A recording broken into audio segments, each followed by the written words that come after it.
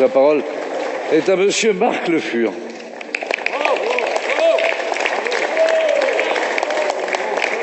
Merci, Monsieur le Président. Cette question devrait vous intéresser, comme elle intéressera, j'imagine, Monsieur le ministre des Affaires étrangères. Nous assistons en Bretagne, en direct, à un scandale écologique majeur. À proximité du Cap Fréhel, en face d'Erquy, c'est une pollution de 45 km² qui menace nos côtes. Après la Moco, après le Tagno, cette pollution s'appelle Iberdrola. Cette pollution résulte d'un chantier éolien gigantesque. Le projet, ce soit 62 éoliennes, chacune plus haute que la tour Mène-Montparnasse.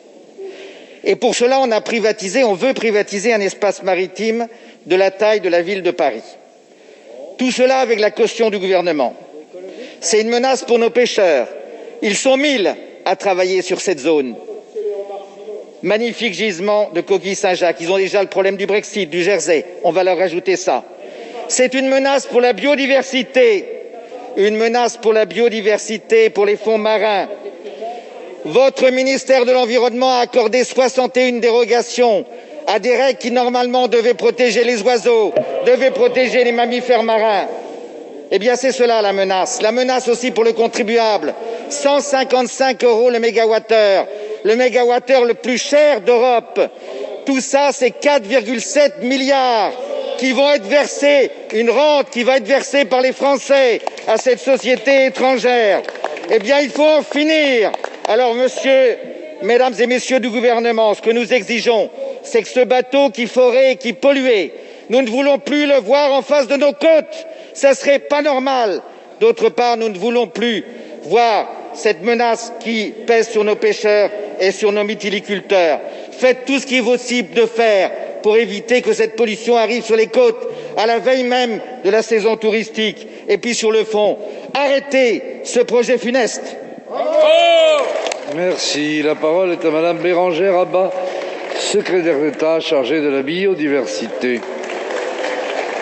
Merci. Merci, Monsieur le Président, Mesdames, Messieurs les députés.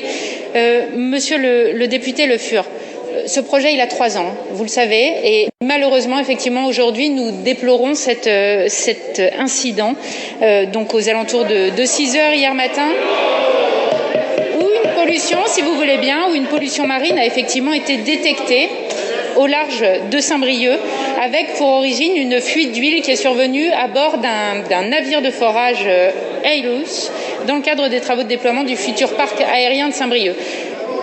Éolien. Cette fuite, elle a provoqué une nappe de 16 km. Personne ne l'a nié, Monsieur Le Fur, parlons-en. Une nappe de 16 km de long, de 2,8 km de large.